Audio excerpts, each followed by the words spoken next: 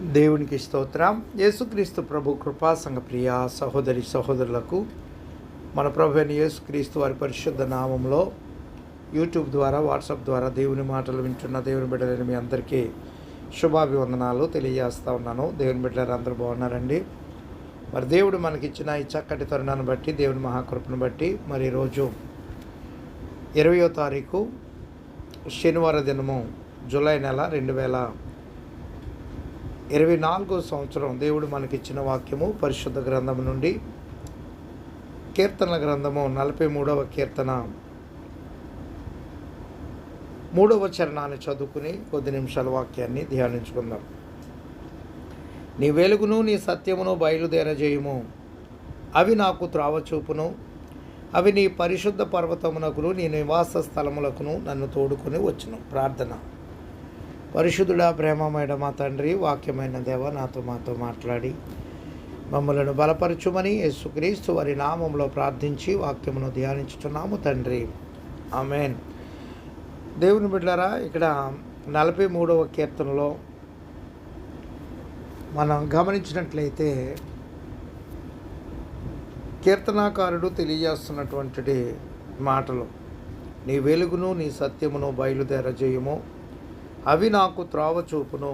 అవి నీ పరిశుద్ధ పర్వతమునకును నీ నివాస స్థలములకును నన్ను తోడుకొని వచ్చును.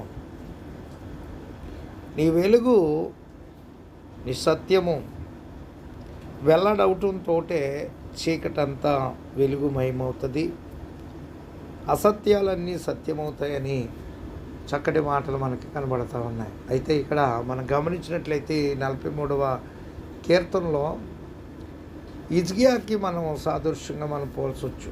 అతడు ఎదుర్కొనిచున్న శత్రువు 43వ కీర్తన 1-2 చరణాల్లో హిజ్కియా యొక్క కోరిక మొదటి వచనంలో పొంచి ఉన్న ప్రమాదం కనబడుతుంది. హిజ్కియా గారి యొక్క వివేచన, హిజ్కియా గారి యొక్క సందేహం, అలాగే ఆత్మలో ముందుకు సాగాలనేటువంటి ఒక తపన 3-4 వచనాల్లో. అతని వ్యక్తిగత ఉద్దేశం సత్యాన్ని తెలుసుకోవాలని, సత్యం చేత నడిపించబడాలని. ఇంకా మనం 4వ వచనంలో చూస్తే అతని బహిరంగ పరిచర్య, బలి అర్పించడానికి ప్రజలను నడిపించాలి, అంతేకాకుండా స్తుతిగానాలతో నడిపించాలి. అంతేకాకుండా 5వ చరణంలో తనకు తానే సలహా ఇచ్చుకున్నాడండి. నేను ఎందుకు విచారంగా ఉండాలి, నేను క్షేమంగా ఉన్నాను, నేను ఎందుకు ధైర్యంగా ఉన్నాను, ఇవన్నీ కూడా ఆయనలో ఒక ఆలోచనలో కలిగిస్తూ ఉన్నాయి. తన పరిపాలన కాలం అంతా హిజ్కియాకు ఉత్తరం నుండి యుద్ధ భయము ఉంటూనే ఉందండి.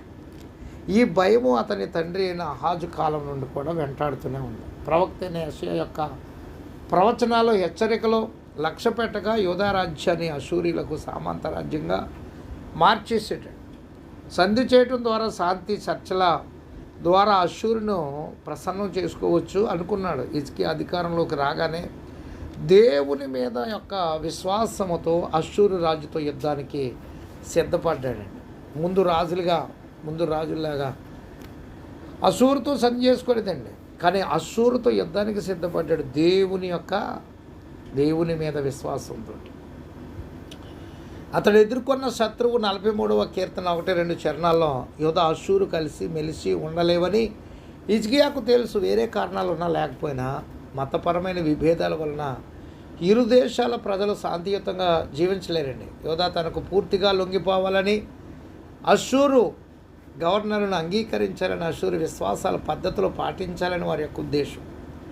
విగ్రహాలను పూజించే రాజుకు హిజ్కియా తన సార్వభౌమత్వాన్ని ఇచ్చి వేయడమా, అది కుదరదు. నిజమైన సజీవుడైన దేవుని మీద చెదరని విశ్వాసంతోనూ తన ప్రజల భవిష్యత్తును దృష్టిలో పెట్టుకుని అశూరు రాజు యొక్క షరతులను అంగీకరించడానికి హిజ్కియా ఒప్పుకోలేదండి. ఎలా అధికారంలోకి వచ్చాడో లేదో బలమైన అశూరు సైన్యం ఈ చిన్న భూభాగం మీద దాడికి సిద్ధమైంది. దేవుని బిడ్డలారా, గమనించండి, ఇక్కడ అశూరు వారి ఉద్దేశాలను తెలుసుకోవడానికి హిజ్కియాకు ఎక్కువ సమయం పట్టలేదు. అజేయమైన అశూరు సైన్యం ఇశ్రాయేలు 10 గోత్రాలకు రాజధాని అయిన సమరయను ముట్టడించి 3 సంవత్సరాల తర్వాత దానిని పడగొట్టారు. అది పడిపోకపోతే హిజ్కియా ఆశ్చర్యపడి ఉండేవాడు. ఎందుకంటే దాని నాశనానికి ఎన్నో ప్రవచనాలు ఏమండి ఉన్నాయి. దేవుడు చెప్పిన రీతిగానే ఆ రాజ్యం కూలిపోయింది. అయితే అందువలన యోధా రాజ్యం మరింత ఒంటరిదైపోయింది. ఇప్పుడు అష్షూరీయులు యోధా వారిని భయపెట్టడానికి హిజ్కియా మీద, అతని దేవుని మీద విమర్శనాస్త్రాలు సంధించారండి. కీర్తన యొక్క నేపథ్యం ఇదండి. మనం చూస్తే హిజ్కియా గారి యొక్క కోరిక, దేవా నాకు న్యాయం తీర్చుము, భక్తి లేని జనముతో నా పక్షమున వ్యాజ్యమాడము. దేవుడు న్యాయం చేయాలని కోరడం ఎంతైన విషయం. మనలో చాలామంది న్యాయం తీర్పు అనగానే ఓడికిపోతాం. అసలు ఆ ఆలోచనే భయం పుట్టిస్తుందండి. మనం ధవళ సింహాసనపు తీర్పును గురించి ఆలోచించినప్పుడు అన్ని కాలాల్లో జీవించిన పాపులు తమ పాపాలకు రాబోయే శిక్షను తలంచుకుని పరిశుద్ధుడైన దేవుని ఎదుట గడగడ వణుకుతూ నిలబడతారని గ్రహిస్తామండి. ప్రకటన గ్రంథంలో ఉంటాయి. గతం మన ముందు సజీవంగా నిలబడుతుంది. మనం మరిచిపోయిన పాపాలు ఎవరికీ తెలియకుండా దాచినవి కళ్ళ ముందు ఏమంటే నిలబడతాయని, అబద్ధాల హేళన మాటలు బూతులు ఇవన్నీ దేవుని యొక్క భయంకర సన్నిధిలో వినబడతాయని, ఎవరికి కనిపించని ఆలోచనలు, రహస్య కోరికలు ఇవన్నీ కళ్ళ ముందు కనబడతాయి.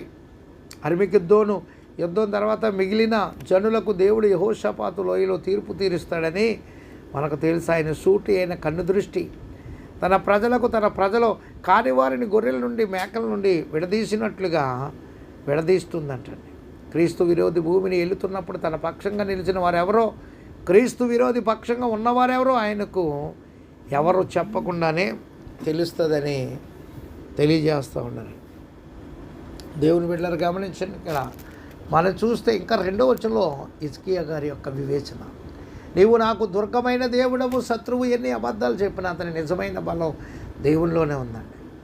ఐగుప్తు, బబులోని 2 గొప్ప దేశాలైనప్పటికీ వాటితో సంధి చేస్తే బలం రాదు. ఈ 2 దేశాలు కూడా అష్షూరుకు శత్రువులే. వాటికి యుద్ధ ఆయుధాలు, అంగబలం, అర్ధబలం కలిగి ఉండి అష్షూరుని ఎదిరించగల శక్తి గలవి. అయితే వారితో కలిస్తే హిజ్కియాకు బలం రాదండి. అతని బలం యెహోవాయే.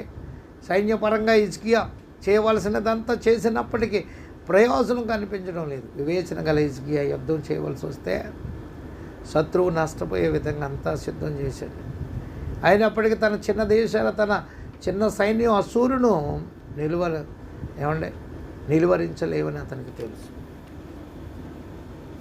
చూడండి, ఇక్కడ 43:2లో ఇంకొక మాట చూస్తే హిజ్కియా సందేహం అండి, నన్ను త్రోసివేసితివేమి, నేను శత్రుబాధ చేత దుఃఖాక్రాంతుడనై సంచరింపనేల పరిస్థితి రోజు రోజుకు ప్రమాదంగా తయారవుతున్నది.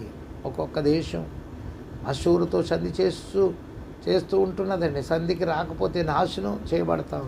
ప్రపంచాధిపత్యం కోసం ప్రయత్నిస్తున్న అష్షూరును ఆపడం మరీ ఎవరి తరం కావడం లేదు. దేవుడు మౌనంగా ఉన్నాడు. అన్నిటికంటే బాధ కలిగించే విషయం ఇదే. హిజ్కియా తన మత సంస్కరణలు అతడు చేయగలిగినంత వరకు చేశాడు. అయితే ప్రజలందరూ పూర్ణ హృదయంతో సహకరించలేదు.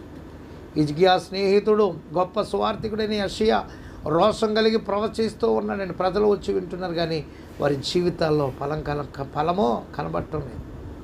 ఆత్మ సంబంధంగా కొంత మేలుకొలుపు వచ్చినప్పటికీ ఉద్యమం రాలేదు. సమాజాన్ని మేలుకొలుప కలిగినంతగా అగ్ని మండడం లేదండి. విగ్రహారాధన దేశంలో పాతుకుపోయి మరింతగా విగ్రహారాధకులు జాగ్రత్త పడిపోతూ ఉన్నారు. హిజ్కియా ఎంత ప్రయత్నించిన దానిని సమూల నాశనం చేయలేకపోతూ ఉన్నారు.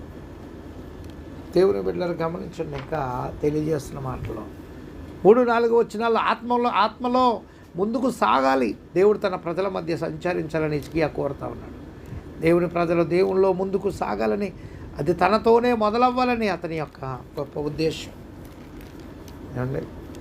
ఇంకా మనం చూస్తే అతని బహిరంగ పరిచర్య, దేవుని బలిపీఠం వద్దకు స్తుతితో పాటలతో తన ప్రజలను నడిపించాలని హిజ్కియా గారి యొక్క ఆశ. అలాగే బలి అర్పించడాన్ని ప్రజలను నడిపించాలని 43:4లో కూడా చెప్తా ఉన్నాడు. అప్పుడు నేను దేవుని బలిపీఠం వద్దకు, దేశ నాయకులు ప్రజలను దేవుని వద్దకు నడిపించడం అనేది చాలా గొప్ప విషయం. మన నాయకులు అప్పుడప్పుడు ఎవరికి ఇబ్బంది కలిగించని రీతిలో భక్తిని గూర్చి మాట్లాడతారు. లేకపోతే ఓట్లు పోతాయనే భయం. అయితే హిజ్కియా విమర్శలను తట్టుకోవడానికి సిద్ధపడి ప్రజలను దేవుని వైపు తిరగమని పిలుస్తూ ఉన్నాడు. భక్తి విషయంలో రాజీ వద్దు, యథార్థతతో దేవుని వైపు తిరగనంటూ బోధిస్తూ ఉన్నాడు. ఈ రోజుల్లో రాజకీయ నాయకులు ఏమండి అనేకమైనవి కల్పిస్తూ ఉంటారు, అనేకమైనవి చెప్తూ ఉంటారు. దేవుని బిడ్డలు ఏదేమైనప్పటికీ ఇక్కడ 43వ కీర్తనలో ఏమండి ధైర్యంగా తెలియపరుస్తున్నాడు. దేవుని రక్షణ గురించి కూడా ఆయన తెలియపరుస్తాడు. నేను ఎందుకు ధైర్యంగా ఉన్నానని ఆఖరి వచనంలో కూడా ఆయన తెలియపరుస్తాడు. అంతేకాదండి, ఆయన నా ప్రాణమా నీవెలా కృంగియున్నో, నాలో నీవెలా తొందరపడుచున్నో, దేవుని యందు నిరీక్షించుము, ఆయన నా రక్షణకర్త, నా దేవుడు, ఇంకను నేను ఆయనను స్తుతిస్తాను. ఏమంటే దేవుని బిడ్డలారా, అనేకమైన సమస్యలు, ఇబ్బందులు, ఇక్కట్లు ఎదురైనప్పటికీ మనం ఎప్పుడు కూడా ఆయన స్తుతించే రీతిగానే ఉండాలి.